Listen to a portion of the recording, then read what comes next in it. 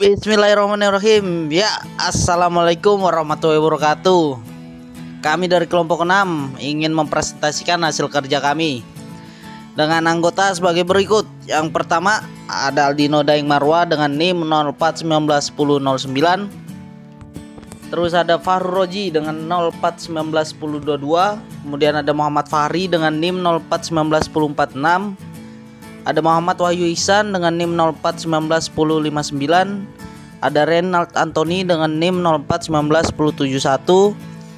Ada Sarul Fajar Ramadan dengan NIM 04191083. Dan yang terakhir ada Muhammad Fahreja dengan NIM 09191046.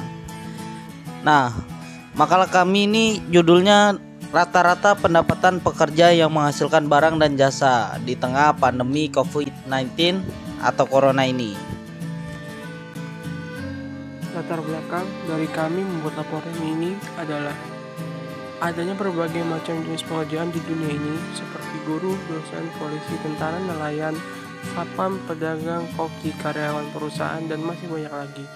Namun akhir-akhir ini di dunia sedang menghadapi kondisi di mana kita sedang berhadapan dengan COVID-19. Banyak kegiatan yang terganggu akibat adanya pandemi ini, mulai dari menjaga jarak satu sama lain hingga ditutupnya akses ke suatu negara. Banyak pekerja yang akhirnya dirumahkan atau tidak melakukan pekerjaan yang akhirnya berdampak pada perekonomian. Maka dari itu kami mencoba untuk mencari tahu bagaimana dengan pendapatan orang-orang pada saat ini atau pendapatan orang-orang di sekitar kita.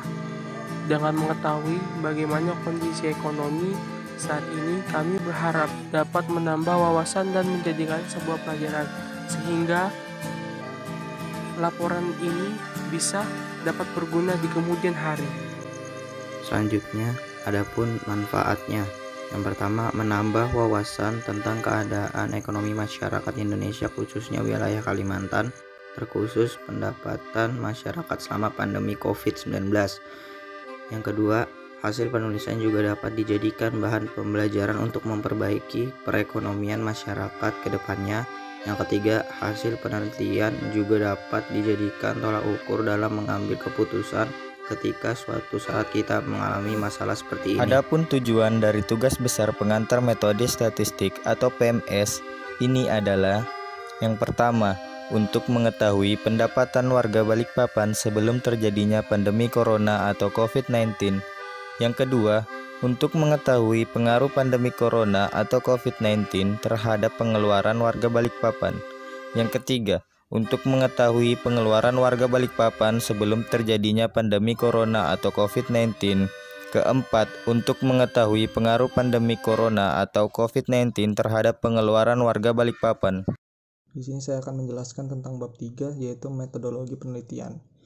Dalam menentukan ide, kami melihat beberapa kasus yang terjadi saat pandemi COVID-19 ini, dan kami memutuskan untuk mencoba membahas masalah ekonomi, khususnya tentang pendapatan masyarakat di tengah pandemi COVID-19 ini, yaitu di daerah Balikpapan dan sekitarnya. Selanjutnya kami mencoba merumuskan masalah apa saja yang lebih spesifik. Adapun rumusan masalah yang menjadi pokok pembahasan kami adalah mencari data tentang rata-rata pendapatan pekerja penghasil jasa dan barang di tengah pandemi COVID-19 ini. Kemudian, dalam pengambilan data sampel, kami menggunakan metode kuesioner Google Form untuk menyebarkan secara luas kuesioner yang telah kami buat melalui media sosial seperti WhatsApp, Line, dan sebagainya. Dalam mengolah data sampel, kami menggunakan 200 populasi yang berasal dari 200 responden pekerja penghasil jasa, masyarakat atau pekerja penghasil barang. Jadi setiap populasi kami mengambil 127 sampel. Penentuan ukuran sampel ini didasarkan pada tabel Isaac dan Michael, dan nantinya untuk pengambilan sampel kami menggunakan simple random sampling sehingga semua populasi mendapat kesempatan yang sama untuk menjadi sampel. Dalam metode penelitian adalah mengolah data secara deskriptif. Dalam tahapan ini kami mengolah secara deskriptif Sampel yang diperoleh akan diolah dan disajikan dalam bentuk tabel, grafik, diagram, dan sebagainya. Kemudian kami melakukan analisis dari data sampel dan populasi. Selanjutnya adalah mengolah data secara inferensial. Dalam tahap ini adalah tahap di mana hasil olahan data yang diolah secara deskriptif akan digunakan untuk estimasi parameter dan uji hipotesis terhadap kedua populasi. Dan kami menggunakan estimasi rata-rata parameter nilai rata-rata kedua populasi dengan sampel yang saling independen, yaitu kesimpulan dan estimasi proporsi dua populasi. Selanjutnya perbedaan rata-rata kami melakukan pendapatan pekerja uji yang hipotesis menghasilkan sehingga barang membuktikan dan klaim jasa di tengah dan menarik pandemi kesimpulan. COVID-19. Kesimpulannya yaitu rata-rata pendapatan pekerja penghasil barang tidak sama dengan rata-rata pendapatan pekerja penghasil jasa. Di tengah pandemi COVID-19, pekerja penghasil jasa mendapatkan pendapatan rata-rata 2,8 juta per bulan, sedangkan pekerja penghasil barang mendapatkan pendapatan rata-rata 2,3 juta per bulan. Dengan demikian, pekerja penghasil jasa lebih banyak mendapatkan pendapatan selama pandemi COVID-19.